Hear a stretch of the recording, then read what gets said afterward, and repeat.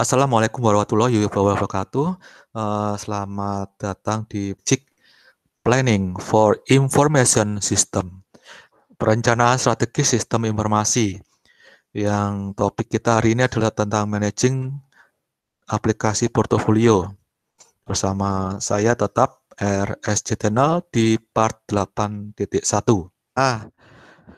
Pengantar bagian ini adalah bab mengenai mengulas secara singkat beberapa di antaranya mensintesis rangkaian masalah, atribut dan opsi yang relevan yang terkait dengan segmen portofolio. Dan di situ ada tujuan utamanya dalam mengklasifikasi. Nah, tujuan dalam mengklasifikasi aplikasi adalah pertama untuk memastikan bahwa mereka itu berhasil. Artinya tujuannya untuk melakukan pensintesa rangkaian masalah, atribut, opsi yang relevan itu bisa dilakukan dengan baik. Yang kedua, bahwa kontribusi yang diharapkan itu telah tercapai. Nah, kesimpulan dari berbagai matriks dan model yang pernah mereka lakukan, pernah diterbitkan itu bisa kita lihat di berikut ini. Sejumlah matriks atau model telah diproduksi untuk membantu pengambilan keputusan manajemen. Sehubungan dengan apa? Sehubungan dengan perencanaan, pemanfaatan, dan sumber daya SITI. Dan di sini, pertama, matriks atau model yang digunakan di tahun sekitar sebelum 1990, itu ada versi awalnya yaitu dianalisis dengan secara rinci oleh Watt ya. Ini Watt 3 ini bukan, ini 3 ini adalah sitasi ya oleh Watt Pippert. Nah, Watt Pippert ini beberapa kesimpulan dari analisis Watt Pippert ini berguna untuk menunjukkan bagaimana ide dan konsep umumnya saling melengkapi, bahkan konvergen. Kemudian baru ada muncul yang model atau matriks yang berikutnya, yaitu di tahun 1990. Berarti Watt Pippert ini di sebelum 1990. Nah, matriksnya disebut matrik komposit, rekan-rekan. Termasuk beberapa ide kuncinya diantaranya. Nah, di sini kita akan coba untuk melihat selain pemakaian Watt Pippert, kita bisa mempergunakan model matrik komposit. Nah, di sini kita bisa memperhatikan dimulai dari pertama yaitu matriks Sullivan. Nah, matriks Sullivan ini dinyatakan bahwa dianggap mampu untuk sebagai kisaran atau meneliti masalah manajemen SITI yang bergantung pada kombinasi infus dan difusi SITI dalam organisasi. Nah, untuk pemahaman infus dan difusi ini adalah sebagai berikut. Nah, infus adalah sejauh mana SITI telah menembus perusahaan dalam hal kepentingan dampak atau signifikansi. Nah, bagaimana dengan difusi? Nah, paham dengan difusi, jadi sejauh mana SITI telah disebarluaskan. Jadi kalau infusi menembus, kalau difusi keluar ya, atau disebarluaskan. Atau tersebar di seluruh perusahaan. Jadi infusi itu masuk, difusi itu keluar, gitu ya rekan-rekan. Nah, Sullivan sendiri mengatakan bahwa mengidentifikasi kebutuhan akan pendekatan perencanaan baru yang didorong oleh permintaan dan terdesentralisasi. Nah, terdesentralisasinya ini bisa dikatakan mampu untuk pertama, meningkatkan pengelolaan kuadran strategis dan berpotensi tinggi. Yang kedua, untuk lebih memahami perumusan strategi dan pendekatan perencanaan yang diperlukan untuk sistem tulang punggung. Atau dikatakan di sini operasional kunci dan tradisional yang di sini dikatakan sebagai dukungan atau support. Nah, kita melihat untuk bentuk Sullivan model Sullivan atau matriks Sullivan di sini kita nyatakan mampu untuk membantu dalam analisis perencanaan strategi sistem informasi. Nah, di bagian kanan itu bisa kita pahami untuk menghadapi perkembangan strategi SITI dipertimbangkan dalam menentukan tujuan bisnis.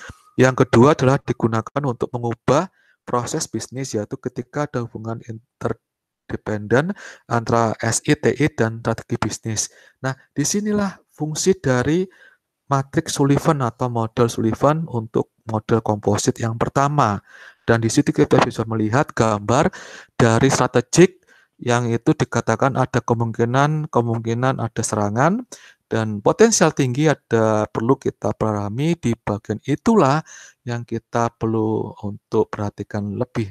Nah, kemudian di bagian support atau dukungan itu bagian yang safe, yaitu di situ juga ada bagian operasional kuncinya atau backbone-nya itu kemudian dikatakan sebagai daerah yang bisa dieksplor. Nah, bagaimana kita bisa memahami model-model selanjutnya selain matriks Sullivan? Yaitu yang kedua di sini adalah tentang matriks pengkajian dan adopsi teknologi informasi. Dalam bahasa Inggrisnya, the Information Technology Assessment and Adoption. ITAA Matrix. Nah, ini dikembangkan oleh siapa? Dikembangkan oleh Munro dan Huff. Nah, berdasarkan karya Benjamin dan teman-teman. Jadi, awalnya karya Benjamin teman-teman ini sebenarnya nggak masuk ini, tapi pengembangannya yang lebih baik oleh Munro dan Huff itu jauh lebih dipakai oleh banyak orang ya. Mungkin dapat dikatakan revisinya gitu ya.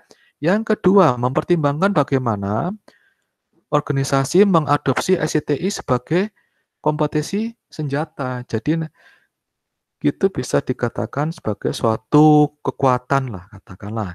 Yang ketiga, sebagian besar perusahaan menurut Munro dan Huff antara didorong oleh teknologi. Jadi di sini ada sesuatu yang mungkin pendorong dipakainya atau pemakaian matrik ini dengan cara apa? Dengan cara adanya pengaruh teknologi. Nah, ada pun itu meliputi apa? Yang pertama, mencari cara untuk menerapkan teknologi baru untuk keuntungan. Keuntungan tentu saja untuk perusahaan kan.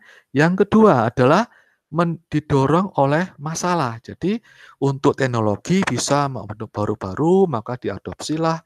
Yang kedua itu masalah muncul. Yang ketiga adalah mencari peluang bisnis baru dalam kemungkinan yang diketahui teknologi yang ada. Nah, di sini kita bisa melihat dari matriks yang kedua yang diciptakan dengan nama ITAA Matrix yang disingkat seperti itu. Kepanjangannya adalah The Information Technology Assessment and Adoption.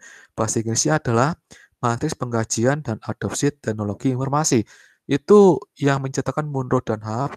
Bisa dijelaskan lebih jauh lagi di bagian ini. Dan di sini Galius mengembangkan matriks untuk tujuan serupa. Jadi dikembangkan lagi. Jadi matriknya punyanya Huff itu tadi dikembangkan.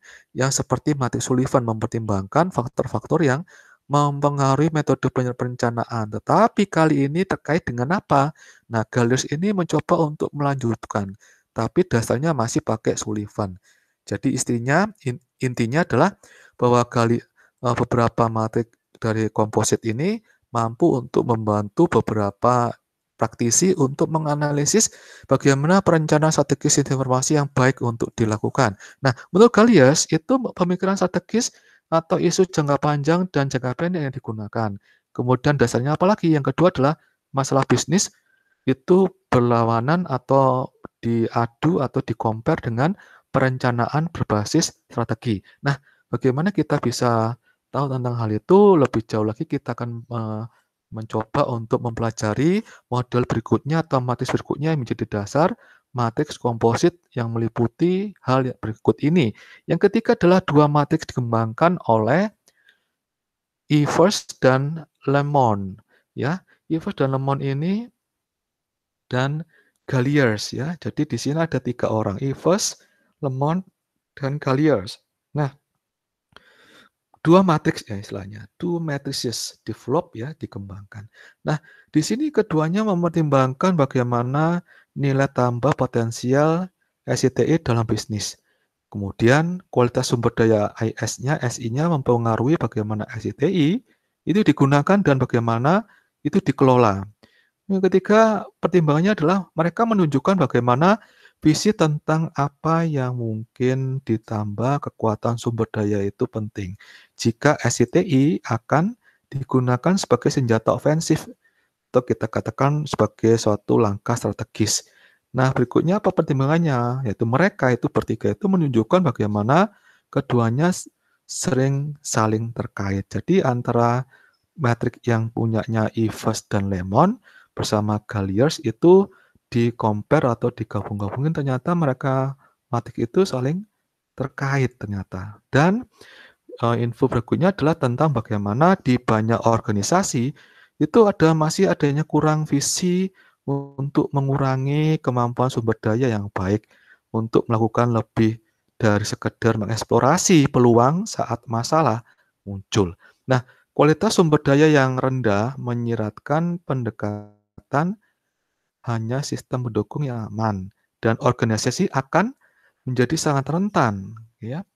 Karena apa? Karena ketidakmampuannya untuk menanggapi aplikasi yang baru tentu saja, dan itu berpotensi tinggi terkena rentan atau, virus yang akan masuk, atau strategis yang dikembangkan oleh pesaing. Nah, dalam kasus seperti itu, visi tidak cukup untuk diinformasikan, tetapi sumber daya harus ditingkatkan pada saat yang sama, dan organisasi harus berhati-hati terhadap investasi SCTI yang dilakukan oleh pesaing. Jadi harus be aware. Nah, bagaimana model matriks yang ketiga? Di sini kita bisa melihat bahwa model yang ketiga itu contoh matriks yang lebih baru lagi, yang dirancang untuk membantu manajemen menangani opsi bisnis elektronik, rekan-rekan, yaitu matriks nilai bisnis elektronik, atau di sini dikatakan the e-business value matrix, ya. Dijelaskan oleh Hartman dan Sifonis, ya. Hartman dan Sifonis. Nah, matriks ini berisi tentang apa? Jadi berisi tentang kekritisan bisnis, kemudian berisi tentang bagaimana mempraktekkan inovasi, dan 4 segmen yang dihasilkan sangat mirip dengan portofolio aplikasinya. Ini bisa saya jelaskan di mana apa saja dari 4 segmen tersebut. Yang pertama, kekritisan rendah, ya, kemudian inovasi yang rendah, ya. Itu bisa didefinisikan sebagai apa? Fundamental baru dan karakteristik yang hampir mendukung. Yang ketiga, katakanlah di sini untuk tulis, kedua dikatakan operasional kunci adalah padanan langsung dari keunggulan operasional, sehingga dikatakan sebagai kekritisan tinggi. Inovasi rendah, ya. Inovasi tinggi tetapi kekritisan rendah disebut sebagai eksperimen rasional dan kesejajaran dengan apa? Dengan segmen berpotensi tinggi, sudah pasti jelas. Dan yang terakhirnya apa? Bagian strategis dari matriks ini cukup setara dengan kekritisan tinggi. Kombinasi inovasi tinggi yang disebut sebagai strategi terobosan oleh Hartman dan Sifonis. Nah, kita akan coba melihat bentuknya dari Hartman dan Sifonis ini, ya. Nah, ini bentuknya seperti ini, ya, matriksnya. Nah, kemudian di bagian kanan, di bagian atas itu ditanyakan bahwa menunjukkan sejumlah hubungan sebab akibat yang umumnya digunakan oleh pengamatan di banyak organisasi. Ini simbolnya yang Hartman dan Sifonis. Nah, yang berikutnya adalah bagaimana menggolongkan aplikasi di portofolio. Nah, cara menggolongkan aplikasi di portofolio ini adalah dengan cara mengisi portofolio dengan investasi SCTI di masa depan, yaitu dengan cara menjelaskan aplikasi yang ada dan yang akan datang dengan cara membantu tugas untuk mencapai konsensus di antara manajemen eksekutif, manajemen lini, dan manajemen TI serta tentang konten strategi. Kemudian bagaimana strategi portofolio dipahami dan disetujui. Keputusan tentang cara terbaik untuk mengelola setiap aplikasi, baik yang ada maupun yang akan datang, dapat dibuat, ya, bersama dengan keputusan keseluruhan penggunaan sumber daya di seluruh portofolio dan pemilihan sumber pasokan yang paling efektif belakangan. Nah, aspek mana yang harus dikelola sendiri dan aspek mana yang dapat dan harus dialihdayakan. Nah, ini kita bisa harus pahami secara baik. Nah, ini di sini adalah tabel 71, tabel SWOT yang merupakan tabel untuk menganalisis kekuatan, kelemahan, peluang, dan ancaman yang mungkin nantinya perlu untuk dipakai oleh portofolio yang ada atau muncul. Nah, di sini analisisnya atau analisanya itu berupa apa? Itu tentu saja kekuatan eksploitasinya. Nah, di situ dipilah-pilah, apakah dia potensial tinggi kah, ya. Kemudian secara khusus itu bisa dikatakan itu bisa di-extended kah, dilanjutkan kah, dikembangkan kah untuk lebih meningkatkan nilainya. Jadi kita harus untuk memahami kekuatan eksploitasi itu harus diurut, dikasih ini apa pemilah-pilah. Jadi kan nanti ketika ada eksploitasi yang tidak terlalu besar, maka kita bisa berikan kondisi seperti ini. Bila dia medium bisa seperti ini. Nah, di sini adalah kekuatan eksploitasi yang nantinya bisa kita gunakan sebagai kriteria untuk SWOT yang digunakan, analisis SWOT yang digunakan untuk adanya portofolio. Nah, di sini di bagian kanan, kan dinyatakan bahwa analisis aplikasi saat ini untuk menentukan kebutuhan tindakan, baik untuk meningkatkan kontribusi atau memungkinkan aplikasi terkait lainnya, sehingga mampu untuk dikembangkan atau digunakan dengan lebih baik. Jadi, pertemuan kita hari ini di pertemuan 8.1 itu sudah selesai ya, nantinya kita lanjutkan di pertemuan perencanaan strategis informasi sistem 482.